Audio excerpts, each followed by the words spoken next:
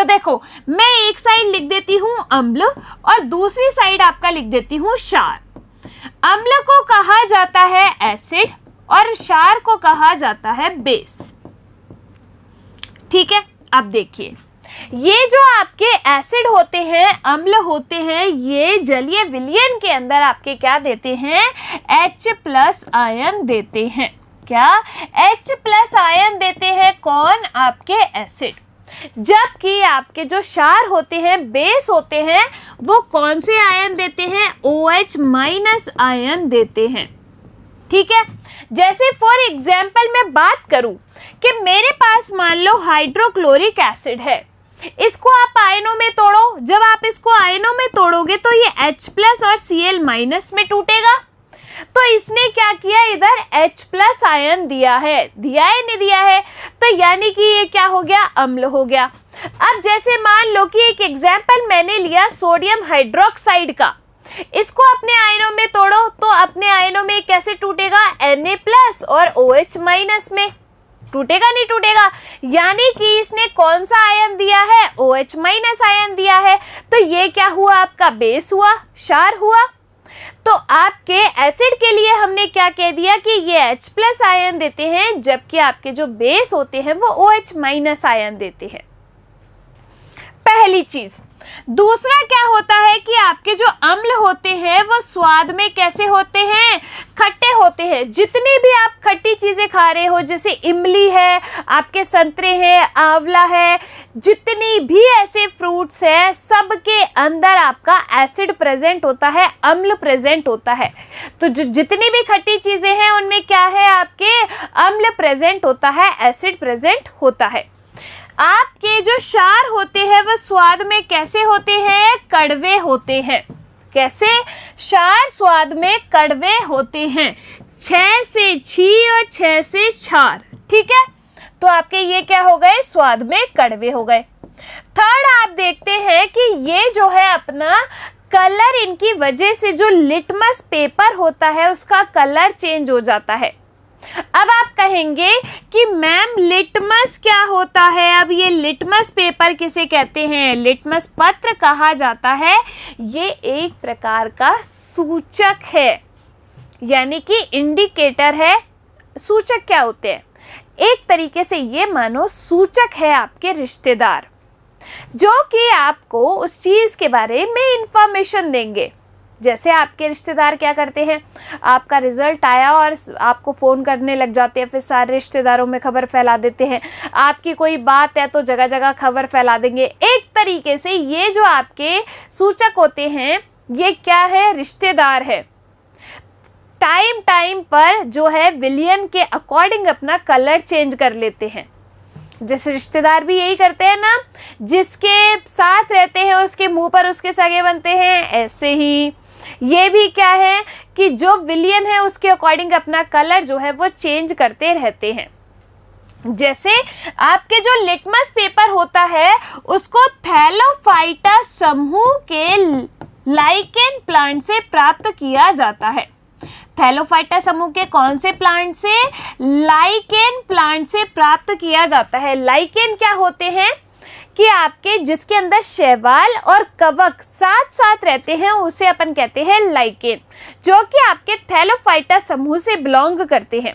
तो आपके थैलोफाइटा समूह के लाइकेन प्लांट से किसको प्राप्त किया जाता है? लिटमस जो है बनाया जाता है। अब ये लिटमस अम्ल और क्षार में जाकर अपना कलर परिवर्तित करते हैं। तो देखो एक ट्रिक आपको याद रखनी है। ट्रिक क्या है आपकी? बार। क्या ट्रिक है? बार। देखो बार से कि आपके जो ब्लू लिटमस है वो रेड में चेंज हो जाता है, किसकी उपस्थिति में? एसिड की उपस्थिति में, अम्ल की उपस्थिति में। तो देखो नीले लिटमस को लाल लिटमस में परिवर्तित कर देता है कौन? आपके अम्ल। तो आपका जो नीला लिटमस है वो किस में चेंज हो गया? लाल लिटमस के अंदर चेंज हो जाता है, अम्ल के अंदर। अब देखो क्षार के अंदर क्या होगा कि आपका जो रेड लिटमस है वो कन्वर्ट हो जाता है किसमें? ब्लू लिटमस में। किसकी उपस्थिति में? बेस की उपस्थिति में। तो आपका लाल लिटमस पेपर कैसा हो जाता है, आपके नीला हो जाता है। किसकी उपस्थिति में, क्षार की उपस्थिति में।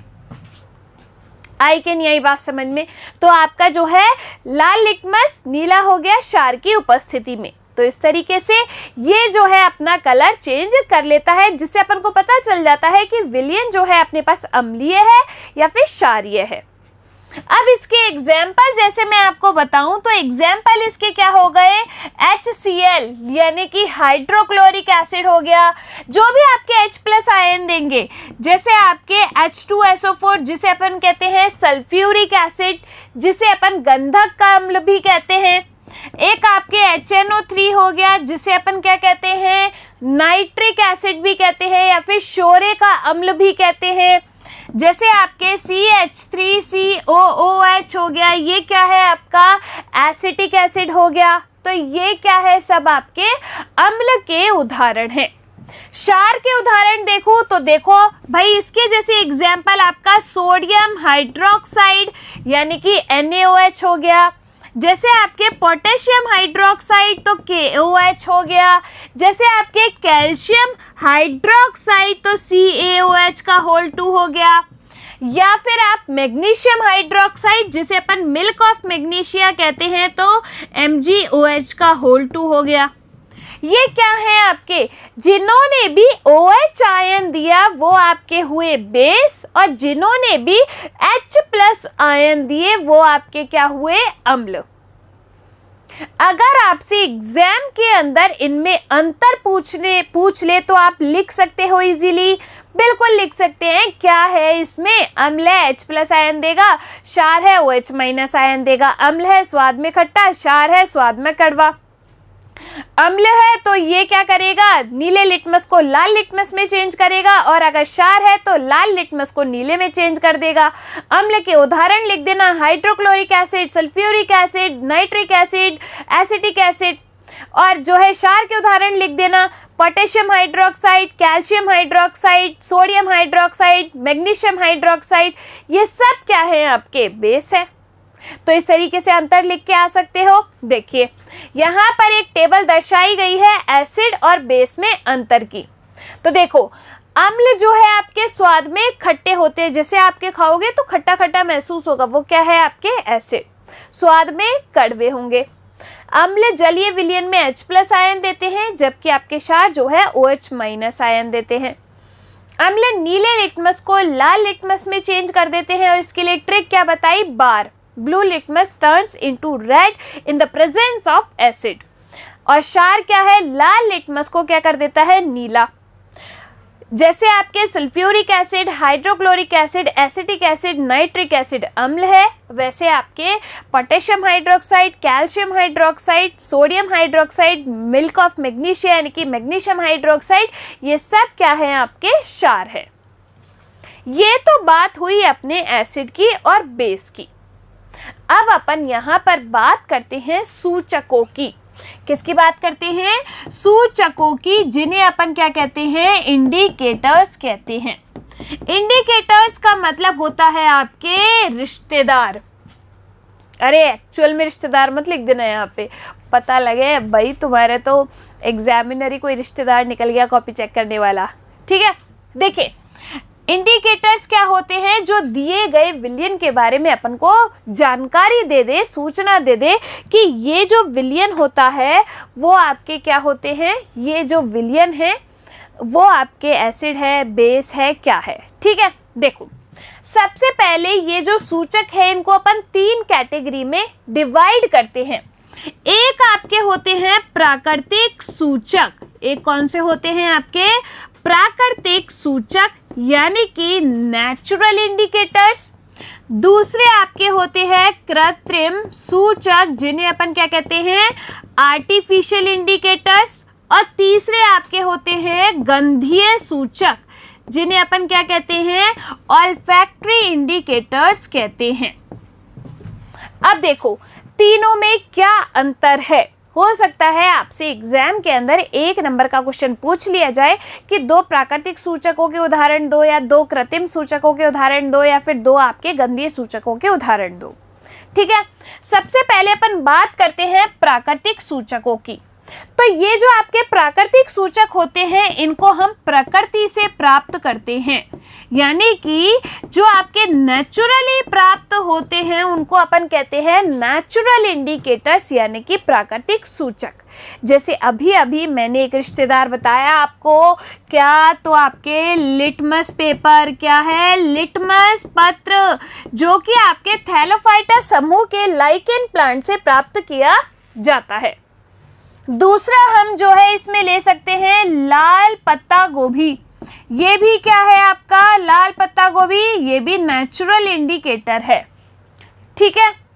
फिर अपन आते हैं कृत्रिम सूचक। तो आपके जो कृत्रिम सूचक होते हैं, कृत्रिम से ही पता चल रहा है कि आर्टिफिशियल है, नेचुरली तो ये प्राप्त होगा नहीं। तो यानी कि जो आपके कृत्रिम रूप से तैयार किए जाते हैं या मानव के द्वारा निर्मित होते हैं उन्हें हम कहते हैं कृत्रिम सूचक। उन्हें क्या कहा जाता है? कृत्रिम सूचक कहा जाता है। अब ये जो आपके कृत्रिम सूचक होते हैं इनके एग्जाम्पल क्या हो गए? तो देखो आपके जैसे मिथाइल ऑरेंज हो गया, मिथाइल या फिर अपन इसको मैथिल ऑरेंज भी कहते हैं, मैथिल ऑरेंज हो गया जैसे आपके। दूसरा एग्जाम्पल हम इसका लिख सकते हैं फिनोफ्थैलिन। क्या? फिनोफ्थैलिन।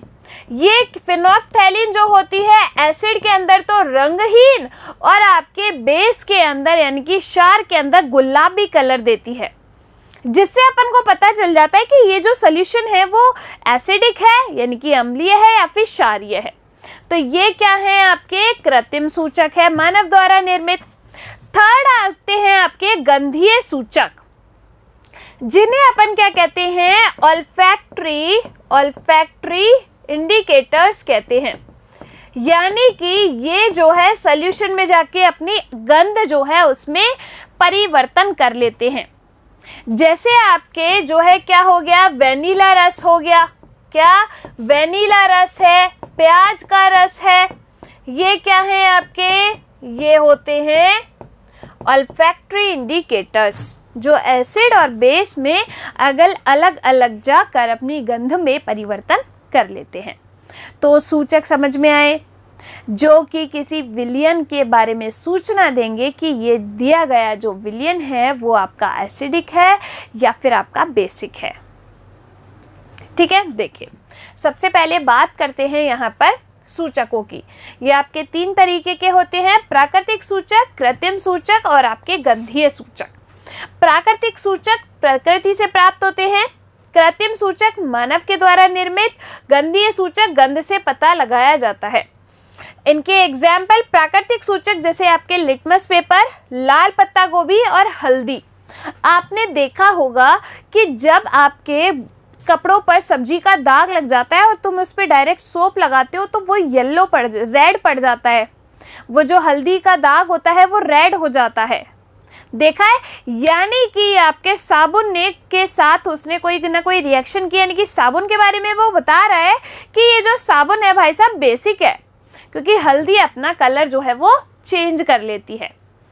ठीक है, ऐसे ही आपके कृत्रिम सूचक में मिथाइल ऑरेंज और फिनोफ्थैलिन।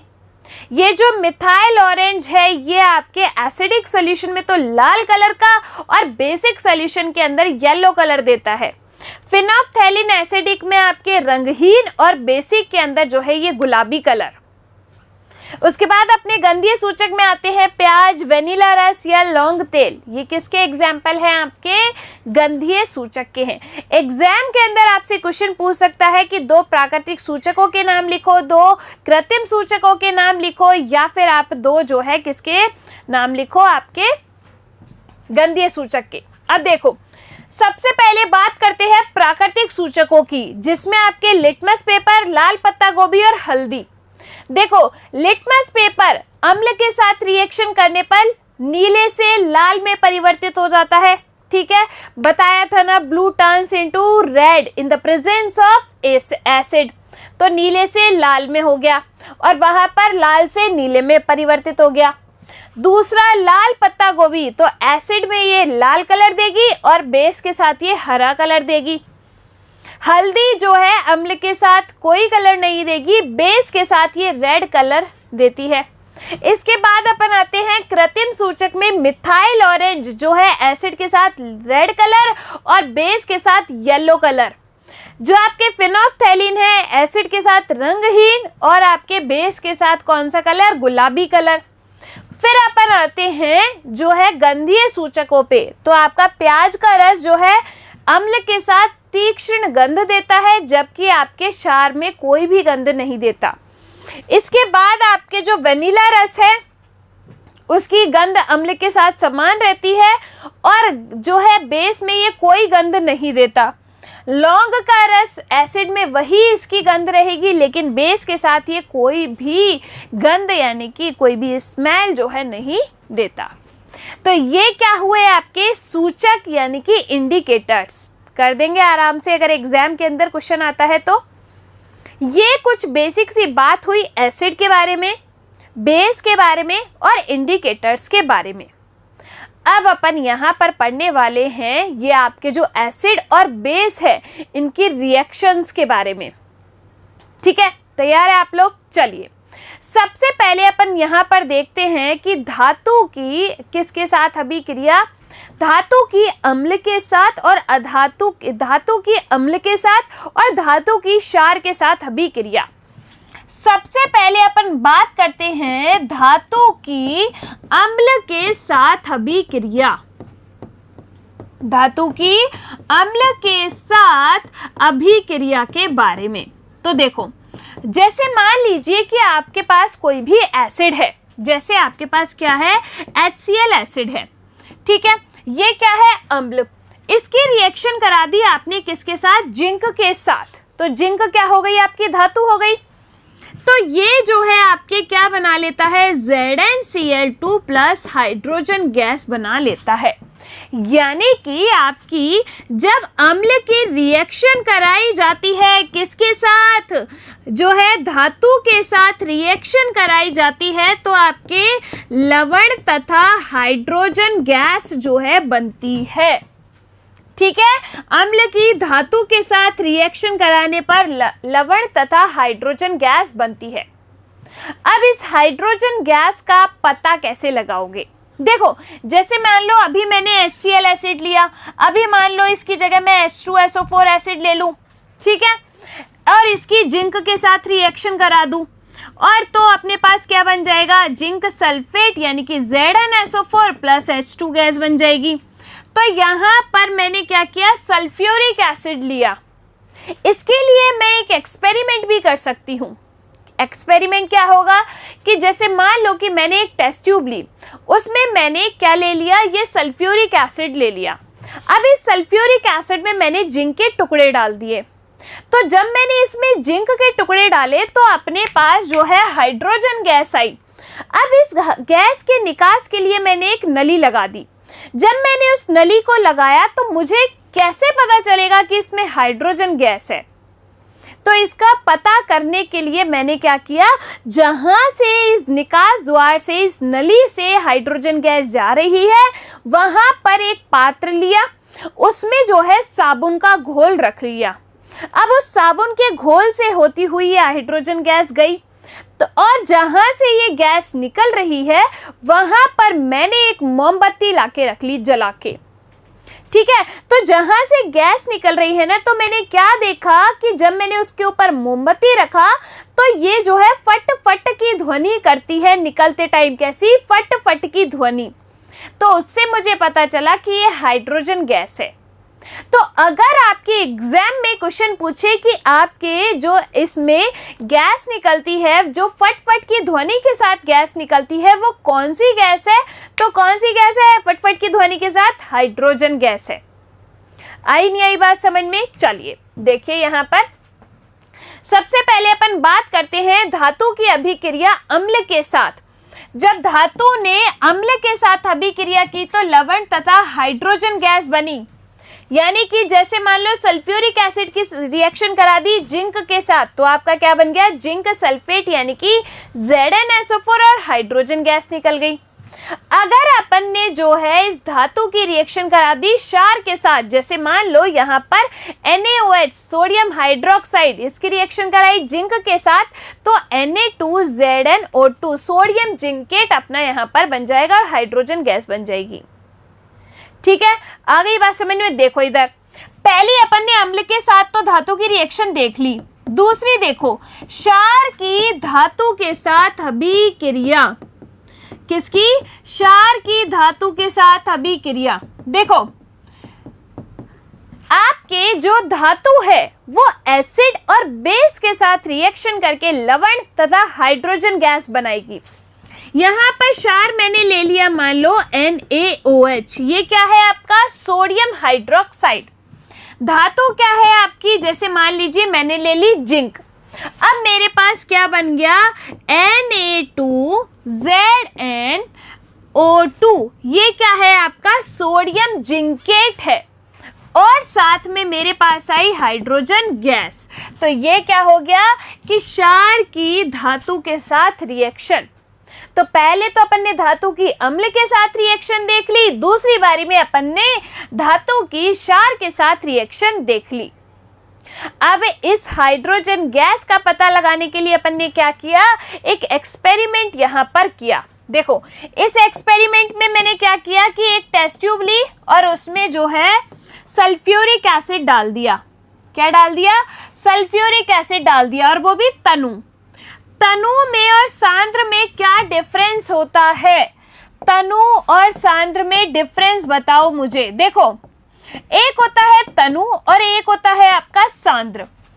तनु को अपन कहते हैं डाइल्यूटेड, यानी कि मेरे पास जो एसिड है उसमें H+ आयनों की सांद्रता को कम करने के लिए मैंने उसमें पानी मिला दिया। जैसे इस तरीके से मानो कि कोई जूस है, उस जूस में आपके बिल्कुल प्योर जूस है, कुछ भी उसमें नहीं मिलाया, पानी या मीठा कुछ भी, तो आपके वो प्रॉपर जो जूस है वो आपके क्या हुआ? कंसंट्रेटेड, यानी कि सांद्र हुआ।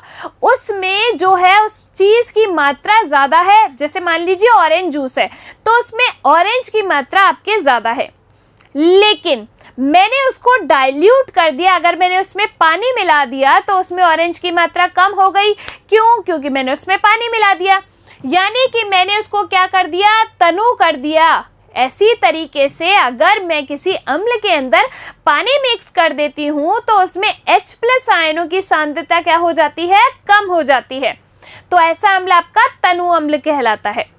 तो मैंने क्या किया? तनु सल्फ्यूरिक एसिड लिया, उसमें जिंक के टुकड़े डाल दिए।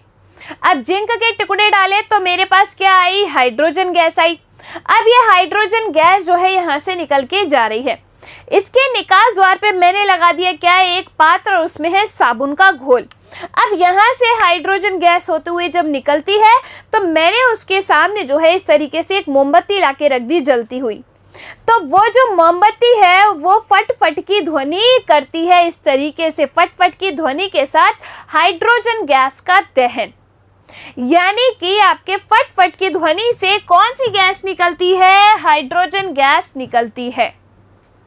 आई क्या नहीं आई बात समझ में? ये एक छोटा सा एक्सपेरिमेंट किसका? तो आपके जब अम्ल के साथ धातु की रिएक्शन कराई जाती है तो बनने वाली जो गैस है हाइड्रोजन गैस, उसकी उपस्थिति का। ठीक है, चलिए पहली तो चीज अपन ने देख ली धातु की अम्ल तथा क्षार के साथ अभिक्रिया। अब जो है अम्ल की धातु ऑक्साइड के साथ अभिक्रिया को देखते हैं। देखो अम्ल की कराएंगे अपन धातु ऑक्साइड के साथ रिएक्शन। ठीक है, किसके साथ? धातु ऑक्साइड के साथ रिएक्शन।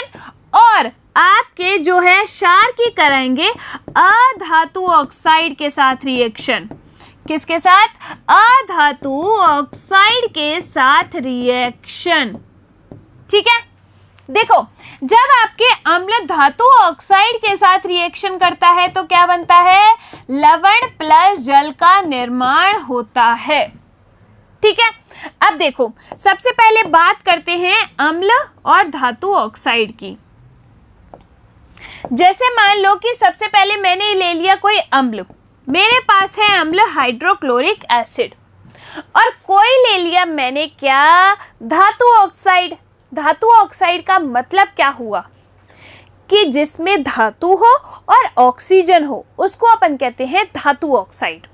ठीक है, जैसे मेरे पास क्या है, Cu धातु है और मैंने इसका ऑक्साइड यानी कि कॉपर ऑक्साइड ले लिया, इसके साथ रिएक्शन कराई तो मेरे पास यहाँ पर क्या आ गया, CuCl2 और आपके जो है जल यहाँ पर बन गया। बना नहीं बना? तो आपके जो है लवण तथा जल का निर्माण हुआ जब धातु ऑक्साइड की अम्ल के साथ रिएक्शन कराई। तो अब देखो, ये जो आपके धातु ऑक्साइड होते हैं ना, ये कैसी प्रकृति के होंगे? तो ये होंगे आपके क्षारीय प्रकृति के। आप कहेंगे मैम क्यों? तो क्यों तो इधर सुनो। अम्ल की जब आप लवण का निर्माण कैसे होता है, जब एक अम्ल की एक क्षार के साथ रिएक्शन कराते हैं तो आपके लवण का निर्माण होता है। इसे ही अपन उदासीनीकरण अभिक्रिया कहते हैं। पहली चीज, तो जब आपके पास यहाँ पर अम्ल है तो ये जो धातु ऑक्साइड है ये क्षार होगा, तभी तो आपके लवण और जल का निर्माण होगा, तभी तो आप उस उदासीनीकरण अभिक्रिया को जस्टिफाई कर पाओगे। नहीं कर पाओगे। इसीलिए ये जो धातु ऑक्साइड होते हैं वो कैसी प्रकृति के, क्षारीय प्रकृति के होते हैं। आ गई बात समझ में? तो देखो, अम्ल धातु ऑक्साइड के साथ अभिक्रिया करके लवण तथा जल देते हैं, अतः ये कैसी प्रकृति के होते हैं, क्षारीय प्रकृति के होते हैं। तो आपके एसिड की रिएक्शन धातु ऑक्साइड के साथ कराई, आपके लवण तथा जल का निर्माण हो गया। ये हुई पहली चीज।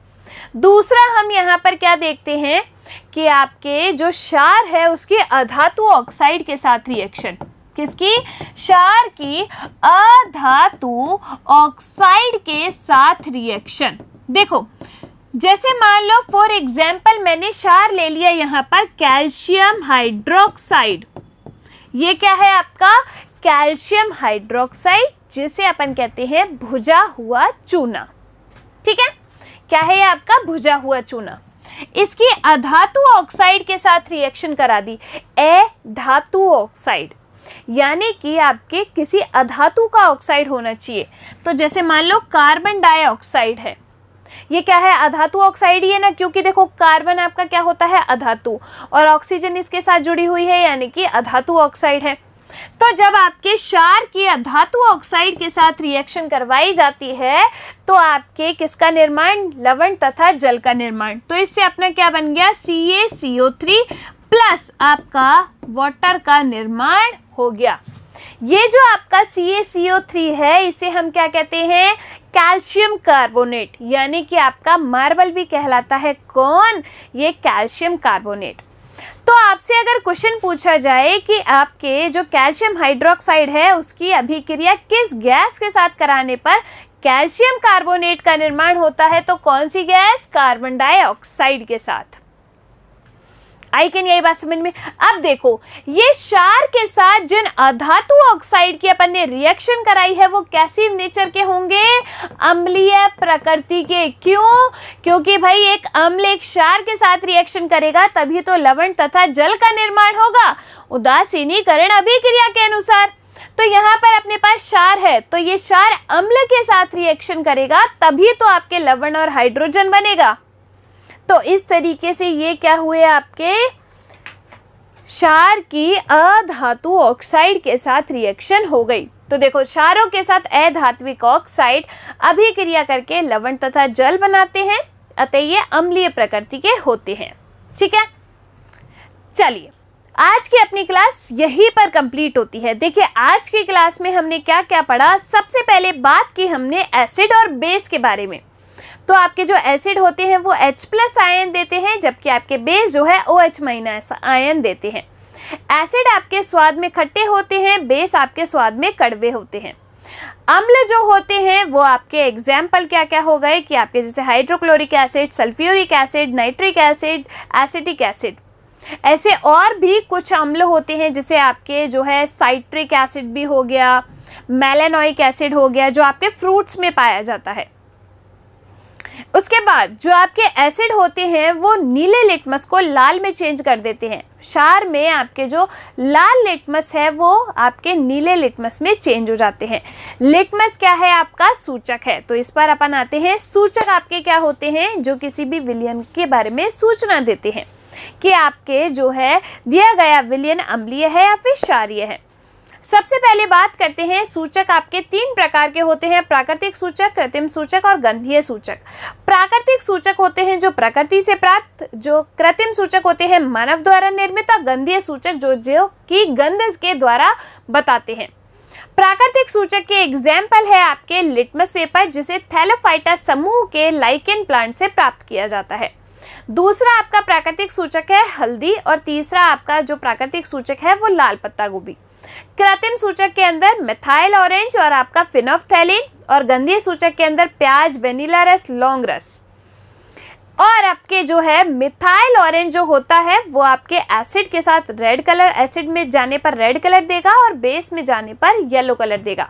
फिनोफ्थैलिन आपके एसिड में रंगहीन होता है, जबकि बेस के अंदर ये गुलाबी कलर में चेंज हो जाता है। इसके बाद हमने देखा नेचुरल इंडिकेटर्स। तो आपके जो हल्दी है टर्मरिक, वो अम्ल के साथ जो है कलर नहीं देती, जबकि आपके बेस के साथ जो है कैसा हो जाती है? रेड कलर की हो जाती है। ठीक है। और लिटमस का तो आपको पता ही है कि नीला लिटमस लाल में चेंज हो जाता है अम्ल के साथ, और क्षार के साथ लाल लिटमस से नीले में चेंज हो जाता है। इसके बाद जो है हमने देखा कि आपकी धातुओं की अम्ल के साथ और क्षार की अम्ल के साथ रिएक्शन। तो आपके धातु जो है अम्ल और क्षार के साथ रिएक्शन करके लवण तथा हाइड्रोजन गैस बनाती है।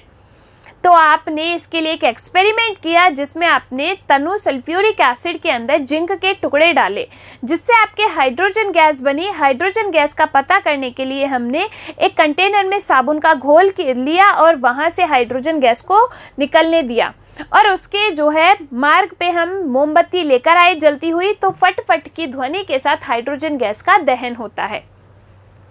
दूसरा हमने देखा क्षार की जो है धातु के साथ रिएक्शन, तो आपके लवण तथा हाइड्रोजन गैस बनती है। इसके बाद जो है हमने देखा कि आपके जो अम्ल है उसकी धातु ऑक्साइड के साथ और क्षार की अधातु ऑक्साइड के साथ रिएक्शन, तो आपके लवण तथा जल का निर्माण होता है। सबसे पहले हम बात करते हैं धातु ऑक्साइड की अम्ल के साथ रिएक्शन, तो आपके लवण बन गया और जल बन गया। जो आपके जो ये धातु ऑक्साइड होते हैं जो कि आपके अम्ल के साथ रिएक्शन करेंगे वो क्षारीय प्रकृति के होंगे। जो आपके अधातु ऑक्साइड होते हैं जो क्षार के साथ रिएक्शन करते हैं वो अम्लीय प्रकृति के होते हैं। इसके साथ जो है अपने इस चैप्टर का कुछ एक पोर्शन जो है यहाँ पर कंप्लीट होता है। अगली क्लास में मिलेंगे धातु कार्बोनेट की रिएक्शंस के साथ और पीएच स्केल के साथ। चलिए तब तक इसको रिवाइज करते रहिए, पढ़ते रहिए, खुश रहिए, स्वस्थ रहिए। धन्यवाद।